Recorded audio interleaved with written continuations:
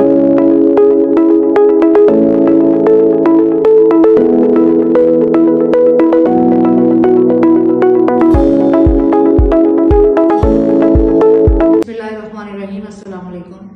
Miss Nadia Gosal from Anisa school and college for girls. तो आज बेटा हमारा लेक्चर है फिजिक्स का प्री 9th के लिए। तो हम यूनिट नंबर 3 जो है वो इसमें पढ़ रहे हैं डायनामिक्स, और इसके अंदर हमने काफ़ी टॉपिक्स जो है डिस्कस कर लिए हैं। तो कल हमने जो है वो पिछले लेक्चर में हमने Newton second law of motion जो है वो डिस्कस किया था, और उसी से रिलेटेड कुछ आगे एग्जाम्पल न्यूमेरिकल्स हैं जो हम आज जो है वो हल करेंगे। ठीक है जी।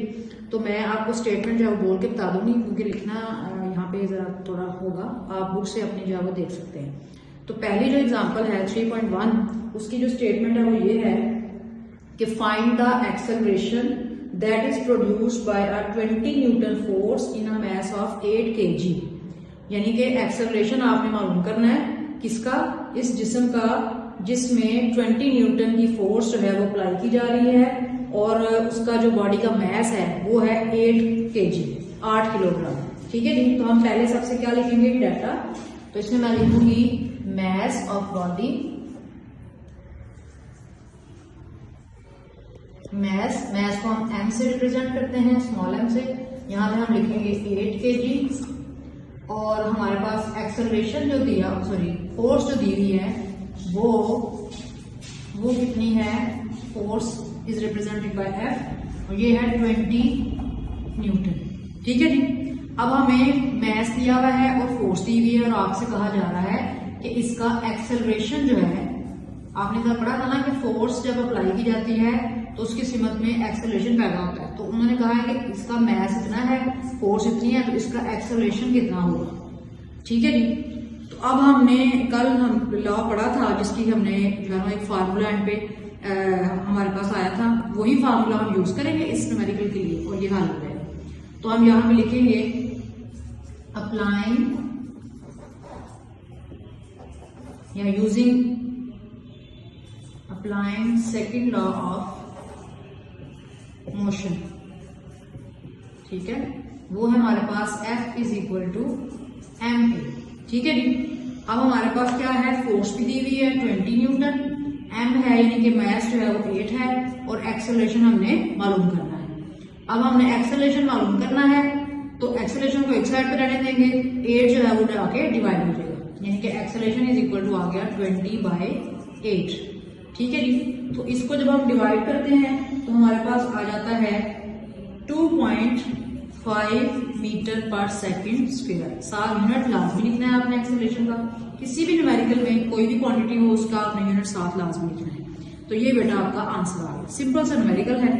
अब हम अगली जो है वो एग्जांपल सॉल्व करते हैं। Example number 3.2।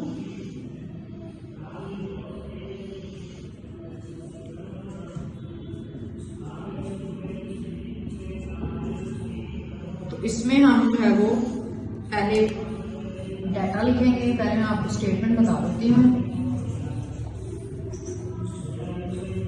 स्टेटमेंट बेटा ये है कि a force acting on a body of mass 5 kg 5 kilogram produces an acceleration of 10 metre per second square. What acceleration the same force will produce in a body of mass 8 kilogram. यानी कि आपको मैंने कहा है कि एक जिस्म है जिसका मैस है 5 किलोग्राम, उस पर जो है ना वो फोर्स अप्लाई की जा रही है, और उसमें एक्सेलरेशन जो है वो पैदा होता है 10 मीटर पर सेकंड स्क्वायर का।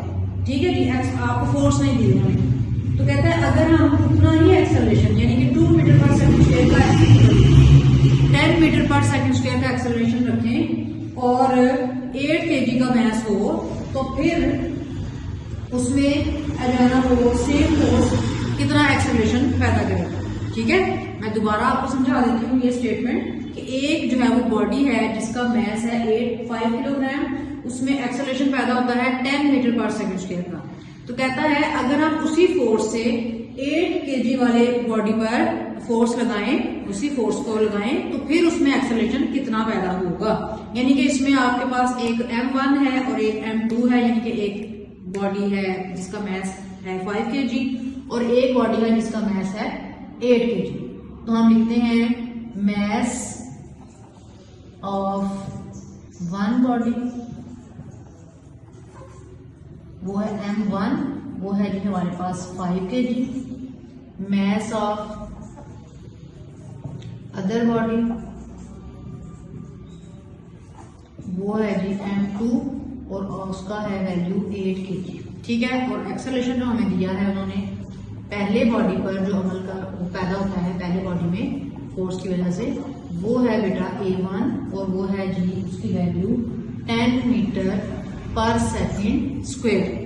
ठीक है जी, तो हमने मालूम करना है कि जो 8 kg वाला बॉडी है उसमें कितना एक्सेलरेशन पैदा होगा अगर दोनों को सेम फोर्स, दोनों पर सेम फोर्स अप्लाई की जाए। तो हमने मालूम करना है acceleration of other body, other का मतलब है 8 kg वाले बॉडी।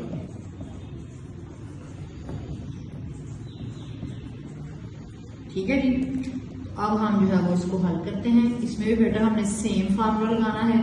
ठीक है, लेकिन चूंकि दो बॉडीज हैं इसलिए हम लिखते हैं यूजिंग द फार्मूला, वो क्या, F is equal to ma। अब हमारे पास फोर्स तो है नहीं, हमने क्या करना है कि पहले बॉडी के लिए लिखना है। ठीक है, F1 is equal to m1a, दूसरे बॉडी के लिखेंगे F2 is equal to m2a। ठीक है, ये इक्वेशन नंबर 1 होगी, ये इक्वेशन नंबर 2 होगी। अब क्या करेंगे, सॉरी फोर्स सेम है इसलिए हम F ही लिखेंगे।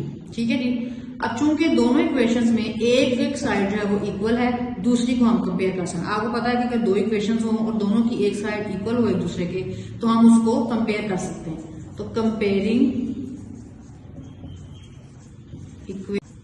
इक्वेशन नंबर 1 एंड 2, तो हमारे पास आ जाएगा m1a is equal to m2a। m1 की वैल्यू इसमें पुट करें, क्या है 5, सॉरी यहाँ पर मैंने a1 भी लिखना था और a2 भी लिखना था। ठीक है, मैं दोबारा आपको बता देती हूँ। बॉडी पहले बॉडी के लिए, ये वाले के लिए 5 m1 के लिए हमारे पास आएगी f is equal to m1a1 और इसके लिए आएगा सेकेंड वाले के लिए आएगा m2a2। ठीक है, तो यहाँ पर आएगा m1a1 m2a2। ठीक है जी, फार्मूला यही है, सिर्फ हमने दो बॉडीज के लिए लहदा जो है ना वो लिख लिया सेम। न्यू फोर्स क्योंकि दोनों पर सेम है इसलिए हमने उसको F ही लिखा है, उसमें हमने F1 और F2 नहीं लिखा। ठीक है जी, तो m1 है 5 और a1 है कितना 10 मीटर पर सेकेंड, तो 10 लिखेंगे। m2 है हमारे पास 8 और a2 जो है वो हमने मालूम करना है। ठीक है, तो इसमें बेटा 5 into 10 50 is equal to 8a2। ठीक है, अब हमने a2 मालूम करना है, a2 को एक साइड पे रहने दें। ठीक है जी, तो 50/8 हो जाएगा क्योंकि 8 इधर जाके डिवाइड हो जाएगा। तो जब हम इसको डिवाइड करेंगे तो फिर क्या हो जाएगा, इसकी वैल्यू आएगी हमारे पास 6.25 मीटर पर सेकेंड स्क्वायर। तो इसका मतलब ये हुआ कि अगर बॉडी का मास हो 8 kg और उसी फोर्स से उसको जो है ना वो उसी फोर्स को अप्लाई किया जाए तो उसका जो एक्सेलरेशन होगा वो कितना होगा 6.25 मीटर पर सेकेंड स्क्वायर।